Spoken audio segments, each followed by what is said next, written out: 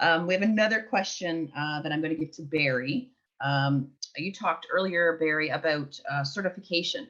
How does one become certified? What might be the process there? Can you talk a little bit more about that, just to let our audience understand that process? But the certification, it varies from organization to organization. I'll talk about the IBD. The IBD, which is the federal government Indigenous Business Directory, it's simply a process that when you go to register in it, you sort of they'll come back to you and you have to provide your I guess connection to an Indigenous community that's recognized by the Canadian federal government. Um, in a lot of cases, it may be a little different than CCAB or CAMC in the fact that the federal government um, has a much more, I'm going to say, their I guess criteria of who is and who isn't is a little bit more open.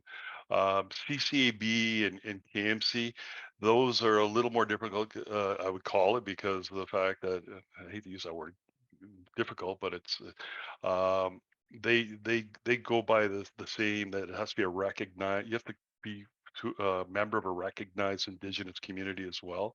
And as Métis, it goes back to the Red River and things like that. You have to prove a lot. KMC is very similar. In some ways, I consider a little more stringent in the fact that out of all the certifications I did, they may have been a little bit more onerous, and that may be because of the fact that it came from the United States, and obviously their identification process of who is Indigenous and who isn't could be a little different. Um, and that's why I like to be a member of all of them. And I hear people talk about, well, you know what, going through certification process A is onerous or B, it costs money.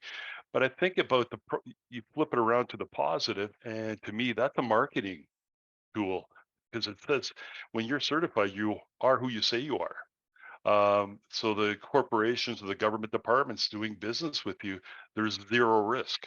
And I think that's the mindset you need to look at certification. I certainly used the certification initially on every call that probably within the first line, actually, like if it was an email that I'm a certified Indigenous organization.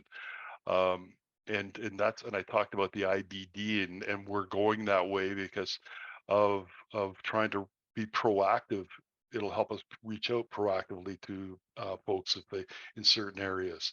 But again, I believe that it should be the benchmark for doing business. Everybody should be certified, and I think it'll reduce that whole conversation about the word pretendian. In 5 years, hopefully, it won't even exist. Right. So that's my thoughts about certification.